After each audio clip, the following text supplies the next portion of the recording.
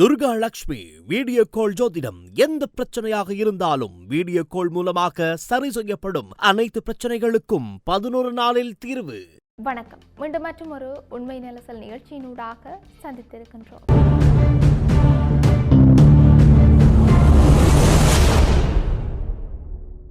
ஈரானுடனான அமெரிக்க இஸ்ரேல் போர் மத்திய கிழக்கில் மேக திருட்டு நடவடிக்கைகளுக்கு இடையூறு விளைவித்துள்ளதாக சமூக ஊடகங்களில் ஆதாரமற்ற புகார்கள் பரவி வருகின்றன. ஒரு வாரத்திற்கு முன்பு அல் ரசீத் தொலைக்காட்சியில் அளித்த பேட்டியில் ஈராக் நாடாளுமன்ற உறுப்பினர் அப்துல்லா அல் கைகானி அண்டை நாடுகளான துருக்கியும் ஈரானும் விமானங்களை பயன்படுத்தி மேகங்களை உடைக்கவும் மற்றும் திருடவும் அமெரிக்கா எடுக்கும் முயற்சிகள் குறித்து புகார் அளித்திருக்கிறதாக கூறியிருந்தார். எந்த ஆதாரத்தையும் முன்வைக்காமல் அமெரிக்கா ஈரானில் போரில் மும்முரமாக இருப்பதால் சமீபத்திய நாட்களிலும் மாதங்களிலும் ஈராக்கிற்கு மழை திரும்பியுள்ளது என்று அவர் கூறியிருக்கின்றார். மனிதர்கள் மேகங்களை திருட அனுமதிக்கும் எந்த தொழில்நுட்பமும் இதுவரை இல்லை என்று விஞ்ஞானிகள் கூறியும் இருக்கின்றார்கள். தொடர்ந்து ஈராக் வானிலை ஆய்வு மையத்தின் செய்தி தொடர்பாளர் அமர் அல் ஜபீரி இந்த புகாரை அறிவியல் பூர்வமானது அல்ல, தர்க்க ரீதியானதும் அல்ல என்று சொல்லியும் விவரித்தும் இருக்கின்றார்.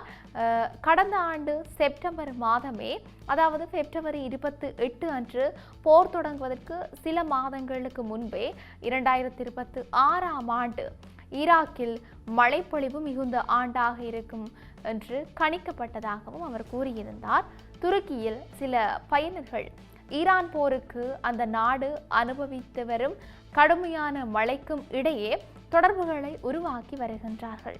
துருக்கியின் சுற்றுச்சூழல் நகரமயமாக்கல் மற்றும் காலநிலை மாற்ற அமைச்சகத்தின் தரவுகளின்படி கடந்த 66 ஆண்டுகளில் பிப்ரவரி மாதம்தான் அதிக மழை பெய்த மாதமாகும்.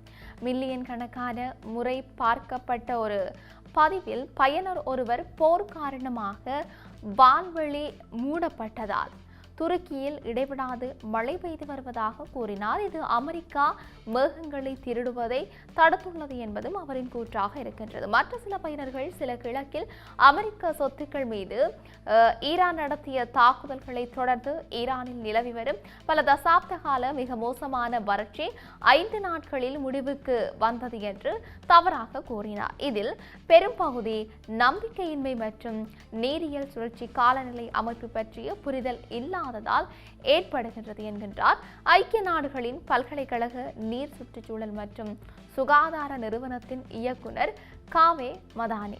இந்த ஆதாரமற்ற புகார்களை பகிர்ந்து கொள்ளும் சமூக ஊடக பயனர்கள் இந்த பிரச்சனையின் மையத்தில் மேக விதைப்பு எனப்படும் ஒரு செயல்முறை இருப்பதாகவும் அது அரசியல் காரணங்களுக்காக ஆயுதமாக்கப்படுவதாகவும் கூறுகின்றனர். மேக விதைப்பு என்பது ஏற்கனவே உள்ள மேகங்களை அதிக மழை அல்லது பனியை உருவாக்க தூண்டும் ஒரு வானிலை மாற்ற நுட்பமாகும்.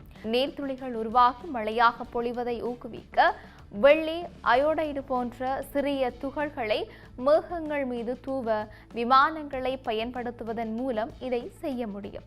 கடந்த ஆண்டு ஈரான் மிக குறைந்த மழைப்பொழிவு மற்றும் கிட்டத்தட்ட காலியான நீர்த்தேக்கங்களுடன் போராடிய போது அதிகாரிகள் பெரும்பாலும் காய்ந்து போயிருந்த உருமியா ஏரி படுக்கையில் மேக விதைப்பு செய்ய முடிவு செய்தார்கள்.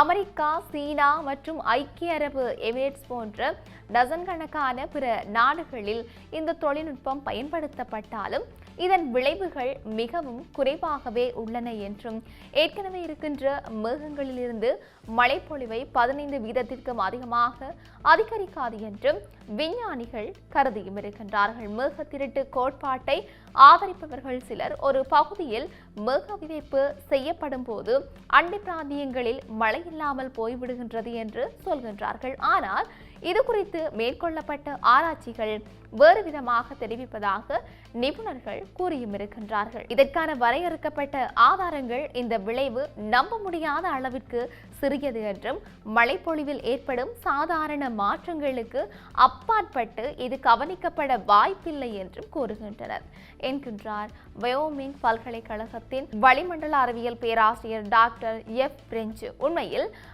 வானிலை அமைப்புகளின் பாதை அல்லது தீவிரத்தை நேரடியாக கட்டுப்படுத்த எந்த எந்த தொழில்நுட்பமும் இல்லை என்று விஞ்ஞானிகள் கூறியிருக்கின்றார்கள். மாறாக காலநிலை மாற்றமே மத்திய கிழக்கில் தீவிர வானிலை மாற்றங்களை அதிகப்படுத்தவும் அதன் தீவிரத்தை அதிகரிக்கவும் செய்கின்றது என்று அவர்கள் சுட்டிக்காட்டியும் இருக்கின்றார்கள். மனித நடவடிக்கைகள், குறிப்பாக நிலக்கரி, எரிவாயு மற்றும் எண்ணெய் போன்ற புதைவடிவ எரிபொருளை எரிப்பது உலக வெப்பநிலையை அதிகரிக்க செய்கின்றது. உலக வானிலை அமைப்பின் கூற்றுப்படி மத்திய கிழக்கில் உலகளாவிய சராசரி விகிதத்தை விட 2 மடங்கு வேகமாக வெப்பநிலை உயர்ந்து வருகின்றது. மனிதனால் உருவாக்கப்பட்ட காலநிலை மாற்றம் நீண்ட மற்றும் தீவிரமான வெப்ப அலைகளுக்கு வழிவகுக்கின்றது. இது பிராந்தியத்தில் ஏற்கனவே மட்டுப்படுத்தப்பட்ட நீர்வளங்கள் மீதான அழுத்தத்தை அதிகரிக்கின்றது என்று ஐக்கிய நாடுகளின் காலநிலை மாற்றத்திற்கான அரசுகளுக்கிடையேயான குழு கூறுகின்றது. அதே நேரத்தில் மழைப்பொழிவு மிகவும் மாறுபட்டதாக மாறுகின்றது. ஒட்டுமொத்தமாக அடிக்கடி குறைவாகவே பெய்கின்றது. ஆனால் எப்போதாவது குறுகிய காலத்தில் தீவிரமாக பொழிந்து திடீர் வெள்ளத்திற்கு வழிவகுக்கிறது. அதிகரித்து வரும் அழுத்தங்களின் பின்னணியில் வானிலை அல்லது நீர்வளங்களை கட்டுப்படுத்தும் முயற்சிகள் குறித்த தவறான புகார்கள் செழித்து வளர வாய்ப்பிருக்கிறதாக நிபுணர்கள் கூறியிருக்கின்றார்கள்.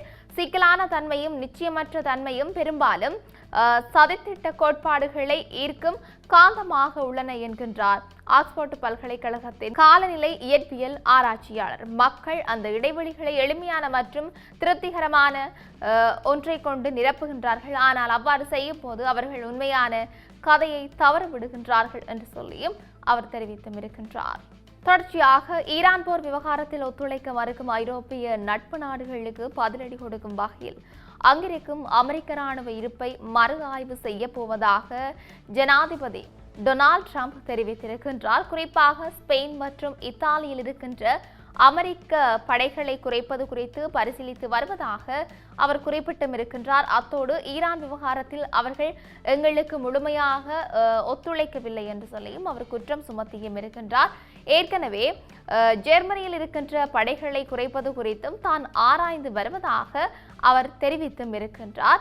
இந்த நிலையில் இத்தாலி எவ்வித உதவியும் செய்யவில்லை என்றும் ஸ்பெயினின் அணுகுமுறை மிகவும் மோசமாக இருப்பதாகவும் சாடிய ட்ரம்ப் உதவி செய்யாத நாடுகளுக்காக அமெரிக்க படைகளை அங்கு வைத்திருக்க வேண்டிய அவசியம் இல்லை என்று சொல்லியும் குறிப்பிட்டிருக்கின்றார். ஈரானுடனான போரில் ராஜதந்திர மற்றும் இராணுவ ஆதரவை வழங்க தவறிய ஐரோப்பிய தலைவர்களுடன் ட்ரம்பிற்கு ஏற்பட்டுள்ள இந்த விரிசல் நேட்டோ கூட்டமைப்பிற்குள்ளும் பெரும் சலசலப்பை ஏற்படுத்தி இருக்கின்றது. குறிப்பாக ஜெர்மன் ஜனாதிபதி ஃபிரெட்ரிக் மெர்ஸ் மீதான தனது விமர்சனத்தை ட்ரம்ப் மீண்டும் முன்வைத்திருக்கின்றார். இந்த நிலையில் அவர்கள் முன்வந்து உதவ முன்வருவார்கள் என்று எதிர்பார்த்தேன், ஆனால் மெர்ஸ் மிகவும் மோசமாக செயல்படுகின்றார் என்று அவர் சாடியும் இருக்கின்றார். முன்னதாக ஈரானால் அமெரிக்கா அவமானப்படுத்தப்படுவதாக மெர்ஸ் குறிப்பிட்டிருந்த போதிலும் ட்ரம்புடன் தனது உறவு சீராக இருப்பதாக தெரிவித்திருந்தார். இருப்பினும் ட்ரம்பின் இந்த ராணுவ குறைப்பு எச்சரிக்கையானது ஐரோப்பிய நாடுகளின் பாதுகாப்பு சூழலில் நீண்டகால பாதிப்புகளை ஏற்படுத்தும் என்று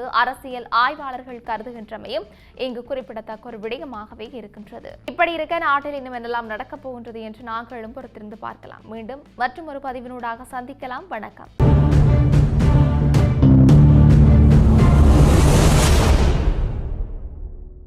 துர்கா லட்சுமி வீடியோ கால் ஜோதிடம். எந்த பிரச்சனையாக இருந்தாலும் வீடியோ கால் மூலமாக சரி செய்யப்படும். அனைத்து பிரச்சனைகளுக்கும் 11 நாளில் தீர்வு.